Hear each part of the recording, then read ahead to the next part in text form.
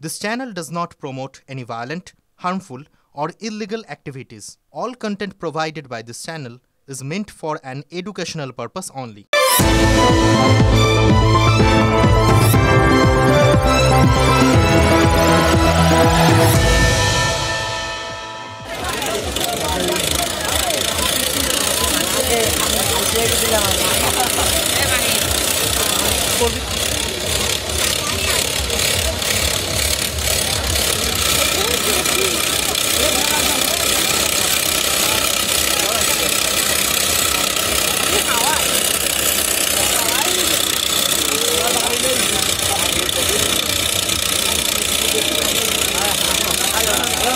দেখলেন তো জিনিসটাকে নিশ্চয়ই চিনতে পেরেছেন হাওয়াই মিঠাই আজকাল ওই গোলাপি দেখালাম কিন্তু গোলাপি সাদা লাল নীল নানান রঙে পাওয়া যায় কিন্তু আমাদের ছোটোবেলায় এত ভ্যারাইটি ছিল না ওই একটা গোলাপি ওটাই পাওয়া যেত ওটাই বিক্রি হতো আর আমরা কি বলতাম আমরা বলতাম বুড়ির চুল মনে আছে আপনাদের এখন অবশ্য বাচ্চারা ওই হাওয়াই মিঠাই টিটে বলে না বলে কটন ক্যান্ডি এবার নাম বদলে গেছে সময় বদলেছে রং বদলেছে কি আর আসে যায় কি নামে ডাকা হলো বিষয়টা কিন্তু এক আছে জানেন তো ওই সেই হাওয়াই মিঠাই হোক বুড়ির চুল হোক বা কটন ক্যান্ডি হোক মুখে দেবেন বলে যাবেন হাঁ করে চিবোতে গেলেন মুখের মধ্যে পুরে দেখলেন নেই ভ্যানিশ খাবারটা গেল কোথায় খাবারটা ছিল কি ছিল না মানে আদৌ ছিল কি না এটা নিয়ে তো তখন মনের মধ্যে সংশয় তৈরি হয় খাওয়ার সময় তো দিব্যি ছিল এখন কেন নেই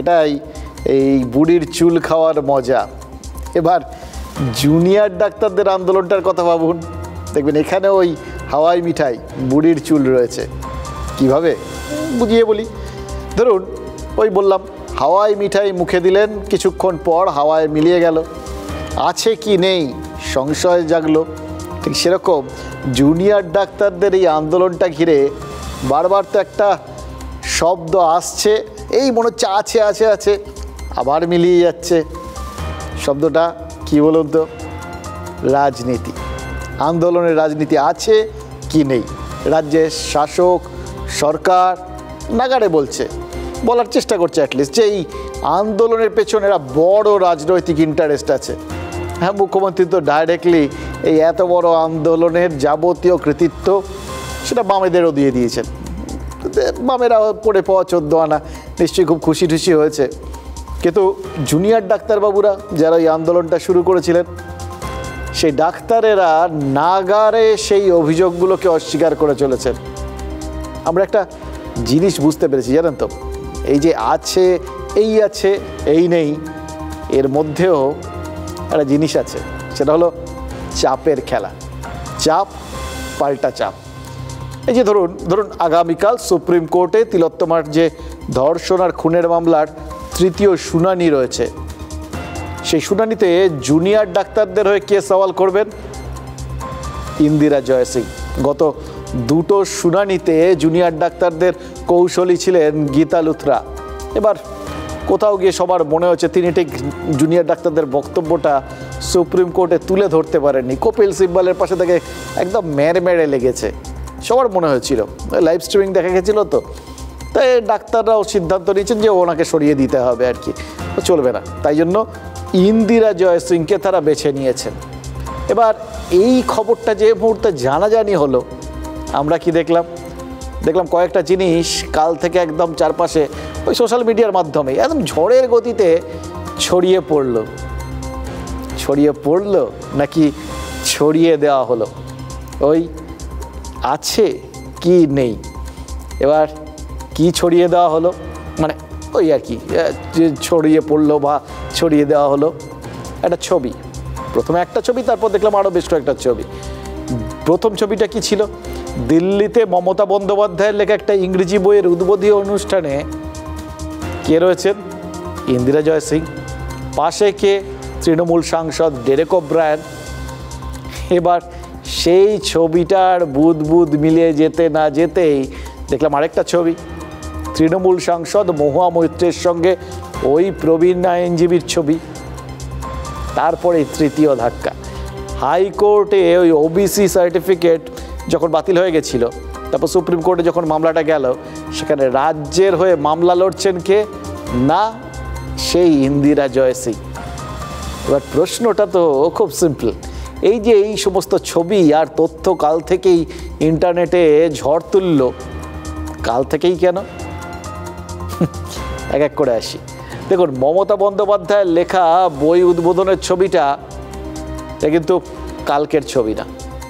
ডেরেক ওব্রায়ান তিনি এই ছবিটা পোস্ট করেছিলেন কিন্তু অনেক আগে, কিন্তু নতুন করে আবার শেয়ার করা শুরু হলো কেন? ডেরেক ওব্রায়ানের ওই এক্স হ্যান্ডেল পোস্ট ঝড়ের বেগে কেন কাল তৃণমূলের অন্য নেতারা শেয়ার করতে শুরু করলেন? এটার তো একটা কারণ থাকবে নিশ্চয়ই, অকারণে তো রাজনীতিকরা কিচ্ছু করেন না। দেখুন, রাজ্যের বিরুদ্ধে সুপ্রিম কোর্টে যে আইনজীবী কাল মামলা লড়বেন, তার ছবি যখন তৃণমূল নেতারা শেয়ার করছেন, মানে মমতা বন্দ্যোপাধ্যায়ের সঙ্গে ব্যাপারটা ওই কোনোভাবে যখন যুক্ত করে দিচ্ছেন, তখন তো বুঝতে হবে তার পেছনে একটা কারণ আছে। কারণটা কি? এইটা প্রমাণ করা যে আসলে মমতা বন্দ্যোপাধ্যায়ের সাথে ইন্দিরা জয়সিংয়ের দারুণ সুসম্পর্ক, নইলে তারা হঠাৎ শেয়ার করতে যাবেন কেন? এবার দেখুন, এটা যদি কোথাও গিয়ে লোকের মনের মধ্যে ঢুকে যায়, এমনকি ওই জুনিয়র ডাক্তারদেরও মনের মধ্যে ঢুকে যায়, তারা তো ভাবতে বসবেন সত্যিই কি ইন্দিরা জয়সিং রাজ্যের ঘনিষ্ঠ, নাকি না অতটা ঘনিষ্ঠ নাও হতে পারেন। আবার হবেন, তাহলে ছবিগুলো কেন? ছবিগুলো তো সেরকমই বলছে। সত্যিই তো দুদিন আগে উনি রাজ্যের হয়ে সুপ্রিম কোর্টে অ্যাপিয়ার করেছিলেন, সুপ্রিম কোর্টে সওয়াল করেছিলেন রাজ্যের হয়ে। আবার এই তো মমতা বন্দ্যোপাধ্যায়ের বই প্রকাশের অনুষ্ঠানেও তাকেই ডেকে আনা হয়েছে। তাহলে কি তিনি মমতা বন্দ্যোপাধ্যায়ের অত্যন্ত ঘনিষ্ঠ? মমতা বন্দ্যোপাধ্যায় ঘনিষ্ঠ মানেই তৃণমূলের ঘনিষ্ঠ, মানেই সরকার ঘনিষ্ঠ। তাহলে তাদের দাবি দাওয়াগুলো তার কি হবে? উনি ঠিকভাবে তুলে ধরবেন তো? মানে এই থট এগেনস্ট থট, মনের মধ্যে একটা ভাবনার সাথে আরেকটা ভাবনার সংঘাত লাগিয়ে দেওয়া, এভাবেই তো লোকে কনফিউজড হয়, এভাবেই তো লোকে বিভ্রান্তির শিকার হয়। এই যে মহুয়া মৈত্রের সাথে ইন্দিরা জয়সিংয়ের ছবি বা অন্য যে দুটো ছবি, এগুলো আপনার আমার এই জুনিয়র ডাক্তার সবার কনফিউশনটা বাড়িয়ে দিচ্ছে না তো? এটাই কি কোথাও গিয়ে কারোর উদ্দেশ্য? যত বেশি কনফিউশন মানে যত বেশি দ্বন্দ্ব, তত বেশি দ্বিধা, যত বেশি দ্বিধা তত বেশি সংশয়, আর যত সংশয় ততই হয়তো ভুল পদক্ষেপ এবং হতোদ্যম হওয়ার সম্ভাবনা বাড়ে। বুঝতে পারছেন কোন জায়গার থেকে কোন ছোট্ট জিনিসটা শুরু হয় আর কোথায় গিয়ে শেষ হয়? কত লম্বা ওই দাবা খেলায় বলে না, একটা চাল দেওয়ার পর আগামী 10টা চাল ভেবে রাখা। এ কি একদম 10টা আগামী চাল টপকে 11 নম্বর চালটার কথা মাথায় রেখে এই চালটা দেওয়া হলো। এবার দেখুন, সব কানেকশান কনফিউশনের সঙ্গে তো থাকে না, কোথাও না কোথাও কনফিউশন মানেই তো কিছু না কিছু কানেকশান থাকবে। প্রশ্ন জাগতেই পারে যে আগে আইনজীবী ঠিক করা হয়েছিল নাকি তার আগেই ওই বই প্রকাশের জন্য গেস্ট ঠিক করা হয়েছিল?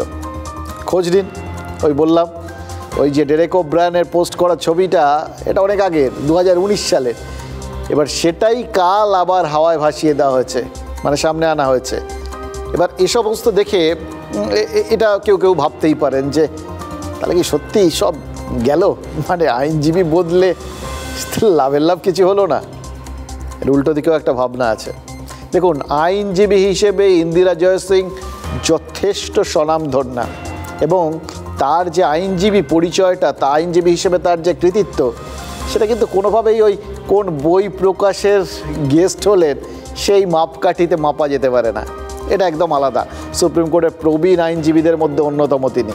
একাধিক গুরুত্বপূর্ণ মামলায় তাকে সওয়াল করতে দেখা গেছে। গত বছর সুপ্রিম কোর্টের ওই শুনানির যে লাইভ স্ট্রিমিং শুরু হয়েছে গত বছর থেকে, সেটা ওই ইন্দিরা জয়সিংয়ের জন্যই। কি অদ্ভুত না? সাম্প্রতিককালে আমরা দেখছি সেই গত 2-3 দিন 4 দিন ধরে এই লাইভ স্ট্রিমিং নিয়ে কী কাণ্ডটাই না হচ্ছে। লাইভ স্ট্রিমিং একটা হট টপিক হয়ে গেছে, সে রাজনীতি বলুন, আন্দোলন বলুন, সব কিছুর ক্ষেত্রে।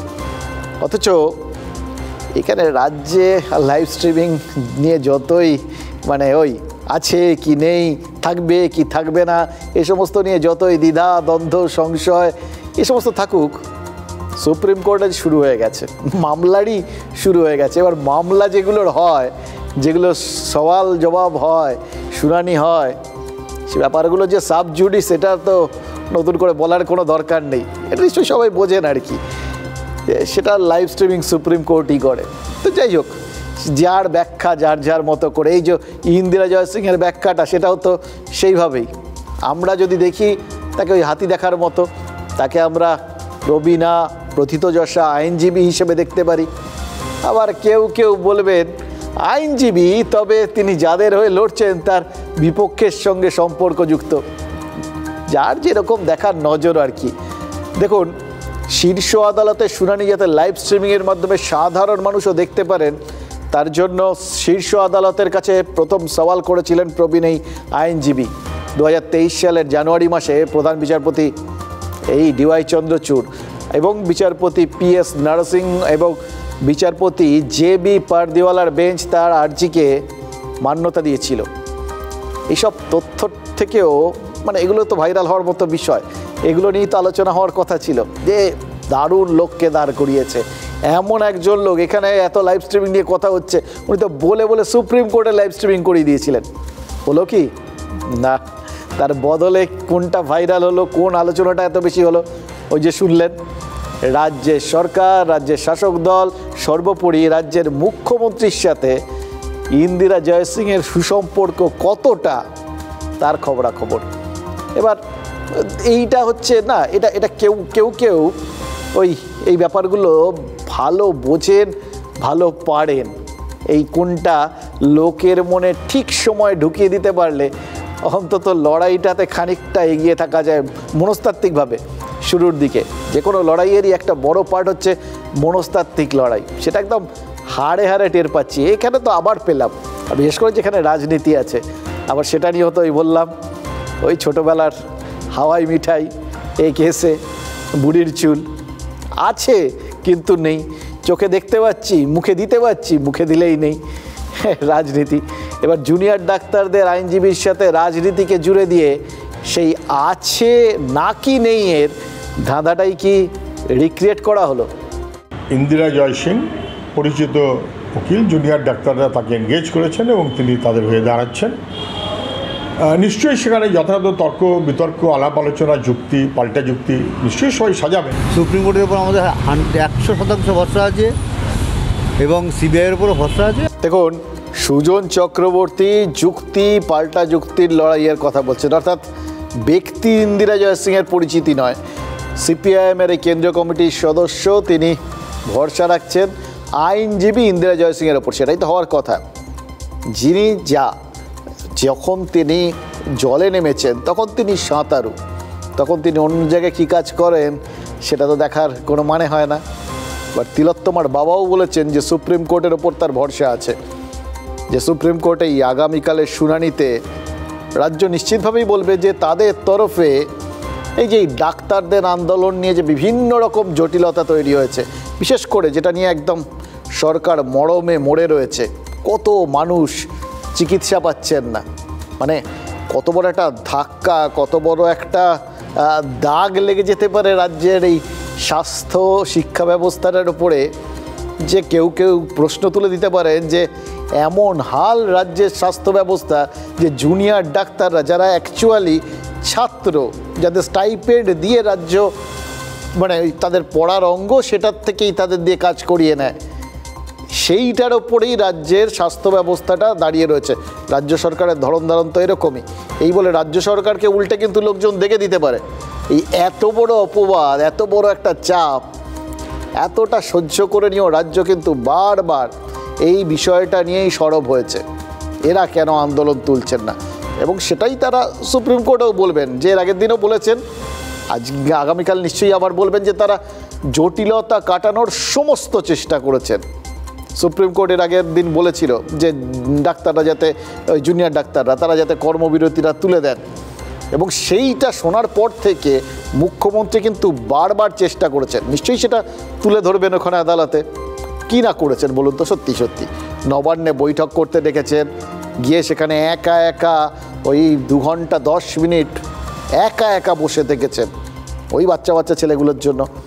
তারপর তাতেও মানে কতটা মুখ্যমন্ত্রী তো আফটার অল, তার কতটা খারাপ লাগতে পারে বলুন তো, তারপরেও কিন্তু তিনি গায়ে মাখেননি, মনে নেননি ব্যাপারটা, নিজে আন্দোলন স্থলে চলে গেছিলেন, এই জুনিয়র ডাক্তারদের বাবা বাছা করে বুঝিয়েছেন।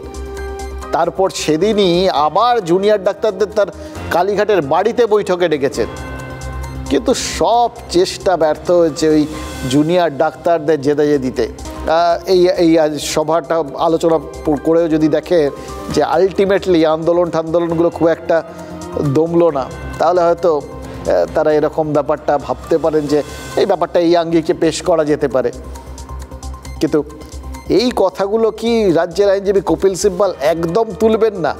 এতবার একজন তাদের এই প্রবীণ মুখ্যমন্ত্রী তিনি চেষ্টা করেছেন, এতভাবে চেষ্টা করেছেন। এই বিষয়গুলো দেখুন, দুদিন প্রথমে সভা করবেন বলে গিয়েও ফিরে এসছেন ওই জুনিয়র ডাক্তাররা। হ্যাঁ, শেষ দিন শেষ বেলায় তারা সমস্ত শর্ত বিসর্জন দিয়েই 5 মিনিটের জন্য হলেও কথা বলতে চেয়েছিলেন, কিন্তু ততক্ষণে তো দরজা বন্ধ হয়ে গেছে। চন্দ্রিমা ভট্টাচার্য তাদের বলে দিয়েছেন এতক্ষণ বসিয়ে রেখেছো, আর হবে না, একবার এন্ড অফ দ্য ডে তো মুখ্যমন্ত্রী, একবার হবে না হলে তো হবে না। কিন্তু তাহলে দাঁড়িয়ে যাবে কি না, তারা এই জুনিয়র ডাক্তাররা তারা রাজি হননি বৈঠক করতে। এটা বুঝেই কি আজ জুনিয়র ডাক্তাররা একটু এক পা পেছোলেন?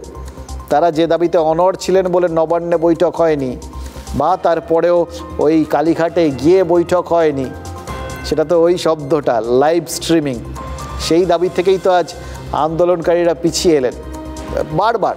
মানে প্রথম শর্ত ছিল লাইভ স্ট্রিমিং, সেই লাইভ স্ট্রিমিংয়ের বদলে তাদের সেকেন্ড শর্ত ছিল, মানে যদি কোনো কারণে সেটা মানা না হয় আর কি, তাহলে ছিল যে তারাও রেকর্ডিং করবেন, রাজ্য সরকারও রেকর্ডিং করবে, তারাও রেকর্ডিং করবেন।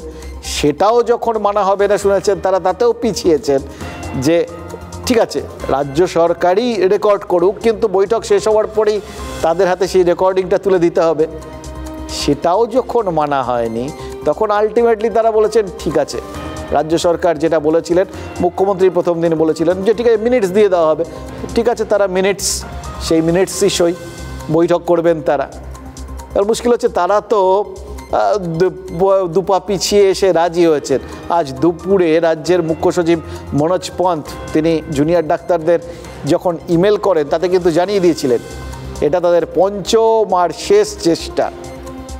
এই শেষ চেষ্টা কথাটা, হ্যাঁ, এটাও তো একটা চাপ, জানেন তো।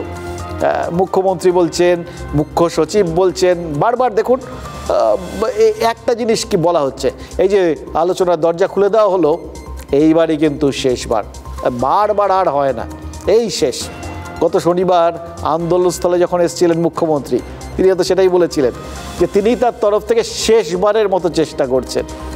তারপর আবার আরেকবার চেষ্টা করেছিলেন রাত্রিবেলা বৈঠকে বসার, আবার একবার চেষ্টা করেছেন আজকে এই বৈঠকে বসেছেন। কিন্তু আজকেও কিন্তু মুখ্য সচিব লেখার সময় লিখেছেন এইবারের চেষ্টাটাই তাদের তরফে শেষ চেষ্টা। শুনে মনে হচ্ছে না কাল সুপ্রিম কোর্টের শুনানির আগে জুনিয়র ডাক্তারদের মনে করিয়ে দেওয়া হচ্ছে শেষ সুযোগ, কাজে লাগালে লাগাও, না লাগালে কিন্তু কাল ওখানে গিয়ে বলে দেওয়া হবে আন্দোলনকারীরা আদালতের নির্দেশ অবমাননা করছেন, আইন মানেননি। এবার আলোচনার দরজা খোলার পাশাপাশি টুক করে এই যে চাপটা, এটাও কি জুনিয়র ডাক্তারদের মগজে গেঁথে দেওয়ার চেষ্টা করছিল রাজ্য সরকার?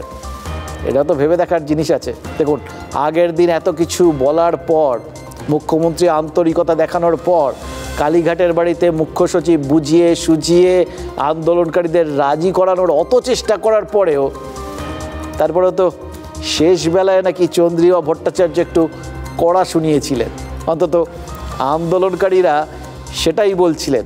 অর্থাৎ নরম গরম দুটোই ছিল, কিন্তু আদালতে শুধু নরমটা কোথাও গিয়ে আদালতের সামনে পেশ হতে পারে, এটা বুঝেই কি আজকে একটু বেশি নরম আন্দোলনকারীরা হয়েছিলেন অন্তত বৈঠকে যোগ দেওয়ার জন্য। অন্তত তাদের কথা শুনলে কিন্তু বোঝা যায় এই নরমের সঙ্গে গরমের বিষয়টাও তাদের মনের মধ্যে ভালোই গেঁথেছে।